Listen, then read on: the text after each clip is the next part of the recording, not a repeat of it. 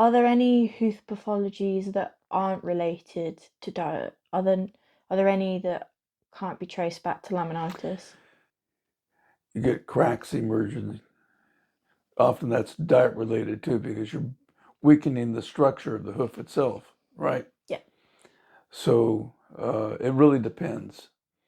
If a horse is developing a clubfoot, for example, then I look for breakdown of the musculoskeleture of somewhere in the horse's body above the hairline, not in the hoof.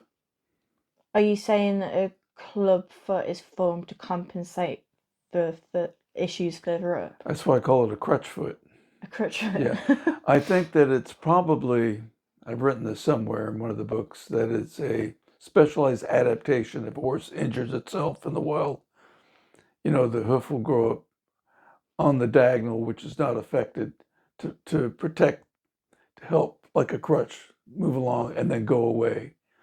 That would be an interesting study to do in the wild, okay? And see if there's a stallion battle and there's been an injury, but it's not permanent.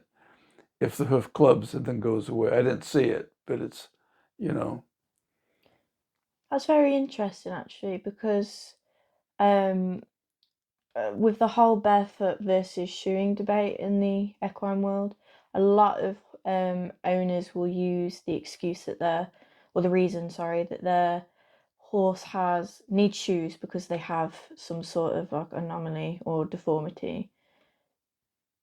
Do you think that is the case, or do you think these horses that, for example, have had damage somewhere can still go barefoot and stay barefoot? oh yeah. We had one come into our paddock paradise in Lompoc that had a clubfoot, was also laminitic at the same time. The laminitis cleared right up and the clubfoot stayed behind, but the horse was sound.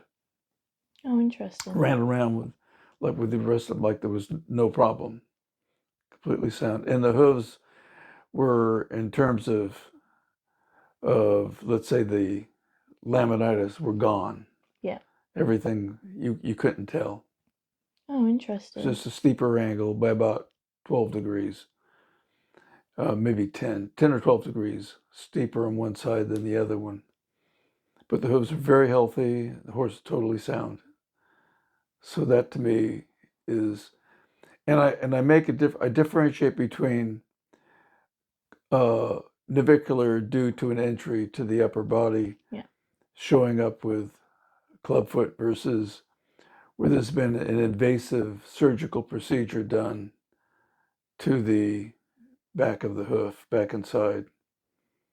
And then you're creating, to me, what I call an artificial or man-made uh, clubfoot.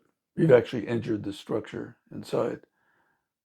Can a horse's hoof come back from that, or is it irreversible? I, from what I've seen, it's irreversible.